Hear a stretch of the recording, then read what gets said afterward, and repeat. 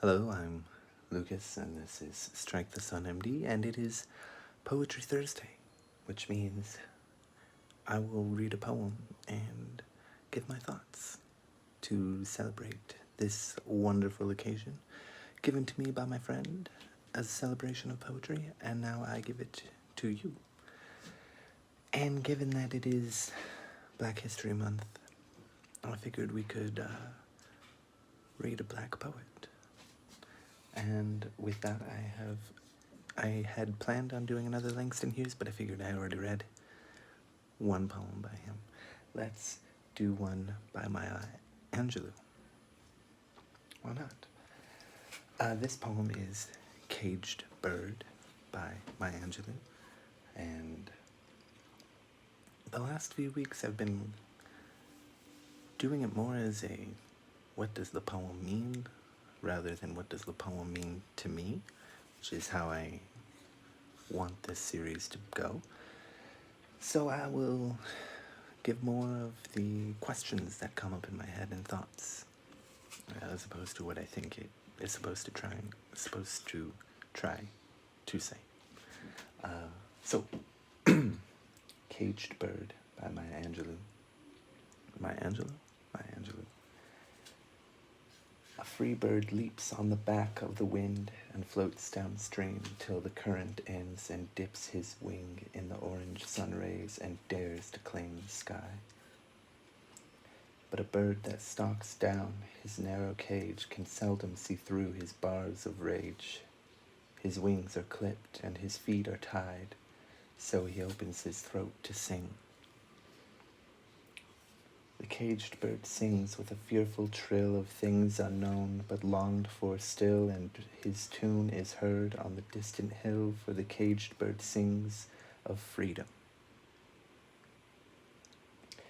The free bird thinks of another breeze, and the trade wind soft through the sighing trees, and the fat worms waiting on a dawn-bright lawn, and he names the sky his own.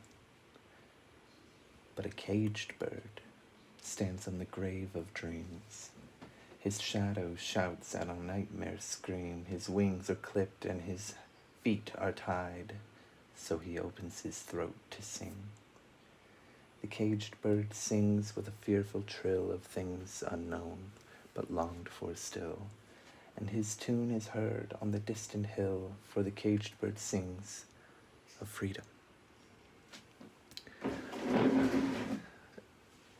First thing that I think of, I'm going to sit down now. You can see my screen. Anyway, okay. Obviously, it's a metaphor. We have a caged bird and a free bird. I'll let you figure that out. I think it's pretty clear. But who is the caged bird singing to?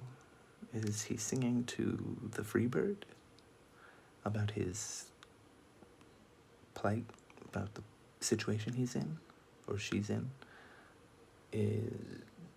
Is the caged bird singing to another caged bird in hopes that the other, they can find some kind of, they can't commune with each other, but they can find a kind of communion to, you're not the only one, I'm not the only one. Some kind of searching song for others to share and try and help lessen the pain, or to the free bird, as I mentioned before, to seek help, or are they singing for themselves to express themselves because no one will listen to them and they have to have something? They are singing of freedom after all. There's another thing that, the two stanzas, the free bird thinks of another breeze, and the trade wind soft through the sighting trees, and the fat worms waiting on a dawn bright lawn, and he names the sky his own. I think that's just a beautiful stanza. The dichotomy between that and the next one, but a caged bird stands on the grave of dreams. His shadow shouts on a nightmare scream. His wings are clipped and his feet are tied, so he opens his throat to sing. The disadvantages, the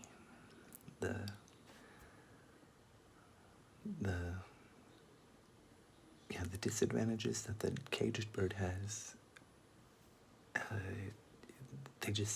it's almost like they don't even have a chance. And what this metaphor is probably going for, it makes me feel like, are there people who feel trapped that I don't listen to, that I'm ignoring completely, and in search of my own desires or freedoms, that I have the freedom to not even bother? Am I out of touch?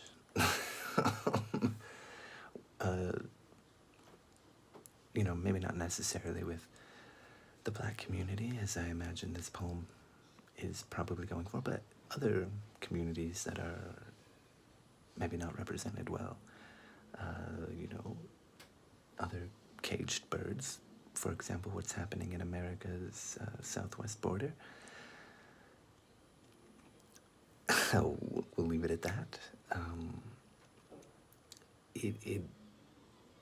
It makes me have to build a level of empathy to try and understand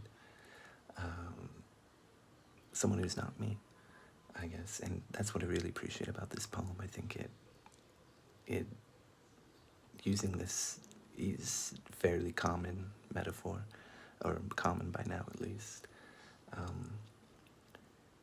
and having these stark contrasting images with the same motif of the bird, it puts me in check to think about myself and think about my relation to others, and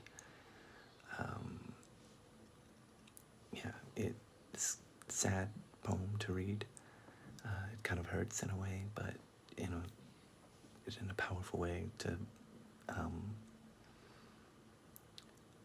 make me care more, I guess, or help me to find a path to care more, I suppose. And it's a beautiful poem. I'll leave a link to it. Tell me what you think of this poem.